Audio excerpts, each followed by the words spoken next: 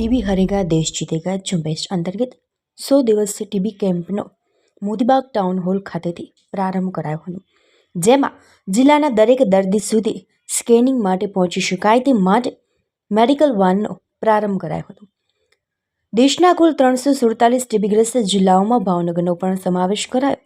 7મી ડિસેમ્બરથી 24મી March 2025 સુધી 100 દિવસ TB કેમ્પનો વડાપ્રધાન નરેન્દ્ર મોદી દ્વારા ભારત દેશને આગામી વર્ષ 2025 સુધીમાં ટીબી હારેગા દેશ જીતેગા ઝુંબેશ અંતર્ગત ટીબી રોગ નિર્મૂલન કરવા માટે આહવાન કરેલ છે.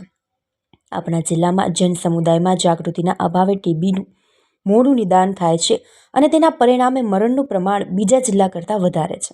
આ ઝુંબેશને સફળ બનાવવા માટે આરોગ્ય વિભાગ ઉપરાંત જિલ્લાના અન્ય જનરલ હોસ્પિટલો, સામૂહિક આરોગ્ય કેન્દ્રો, પ્રાથમિક આરોગ્ય કેન્દ્રો, નાગરિક સમાજ સંગઠનો, સ્વૈચ્છિક સંસ્થાઓ, સહકારી અને અન્ય સમુદાયના સંગઠનો, ફેડરેશનોની સક્રિય અને સહયોગી ભાગીદારી જરૂરી છે. આ ઝુંબેશને જનભાગીદારીમાં રૂપાંતરિત કરવા માટે જનપ્રતિનિધિઓને કાર્યક્રમમાં સાંકળવા બાબતે કલેક્ટર દ્વારા આહવાન કરવામાં આવેલ છે. હાલ ભાવનગર જિલ્લામાં ચાલુ સારવાર પર કુલ 2974 દર્દીઓ છે.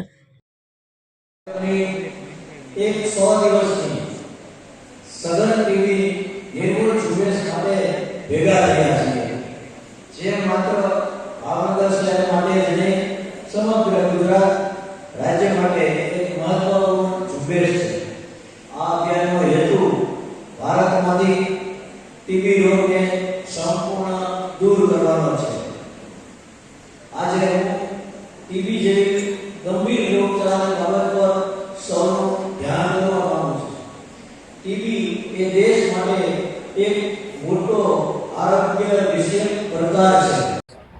આજથી ટીબી મુક્ત ભારત અભિયાનનું ભાવનગર જિલ્લા કક્ષાએ આપણે શરૂઆત કરાવડાવી છે.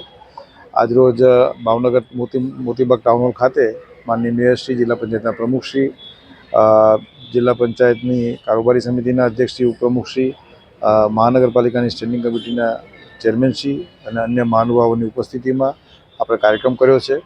ભાવનગર જિલ્લામાં આજથી આપણે એગ્રેસિવલી કાર્યક્રમ તાલુકાએ ગામે ગામે કરવા જઈ રહ્યા છે.